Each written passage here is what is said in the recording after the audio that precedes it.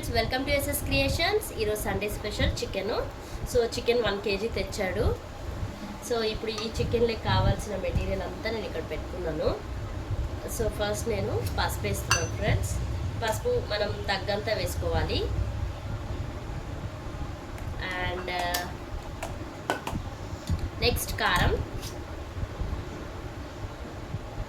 కారం మా ఇంట్లో చాలా బాగా తింటారు అందరూ. సో కారం మిర్చి కొంచెం నేను ఎక్కువ వేస్తున్నాను.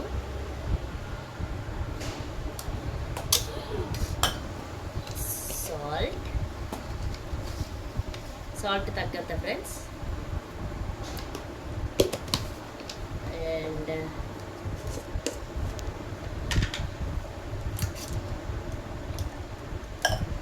అల్లం పేస్ట్,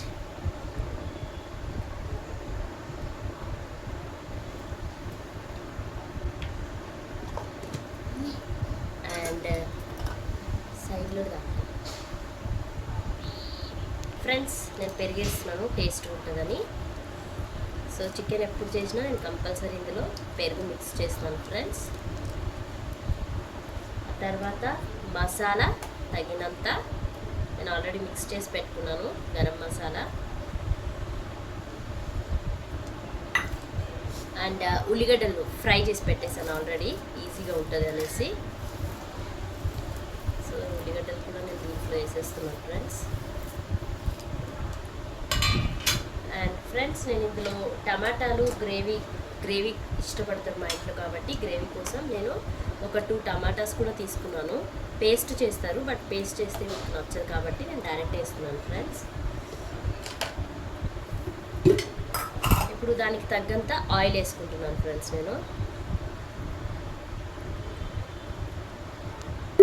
సో ఇప్పుడు నేను దీన్ని మొత్తం మసాలా అన్నీ మిక్స్ అయ్యే వరకు నేను దీన్ని రోస్ట్ చేస్తున్నాను ఫ్రెండ్స్. ఏమేమి మసాలా వేసానో ఇవన్నీ మిక్స్ చేసేసి ఆయిల్ వేసేసి మిక్స్ చేసేసాను ఫ్రెండ్స్. చాలా బాగా చికెన్కి అన్ని మసాలా అంతా కూడా చాలా బాగా ఇదైంది. సో నేను దీన్ని ఒక 10 minutes ఇలాగే పెడతాను. దాని తర్వాత నేను దీన్ని ఇలానే డైరెక్ట్గా స్టవ్ మీద పెడతాను ఫ్రెండ్స్. నేను దీన్ని చేసేసాను ఇలాగా 10 minutes అయింది కాబట్టి ఇప్పుడు నేను స్టవ్ వెలిగించాను. సో దీన్ని ఇలా పెట్టేసి 10 minutes వరకు మూత పెట్టేసుకుంటాను. సో ఫ్రెండ్స్ ఇది రైస్ పెట్టాను, ఇది రైస్ కోసం. And this is for chicken. చాలాసేపు అయింది కాబట్టి ఒకసారి ఓపెన్ చేసి యమ్మీ చికెన్ ఉడుకుతుంది.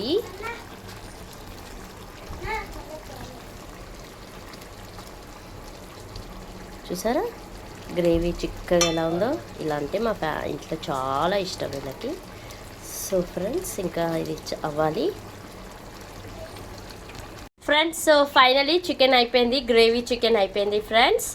నా నేను స్టవ్ ఆఫ్ చేసే ముందు ఆల్రెడీ నేను కొత్తిమీర క్లీన్ చేసేసి పెట్టేసుకున్నాను. సో ఫైనల్గా ఒక్కసారి కొత్తిమీర వేసేసి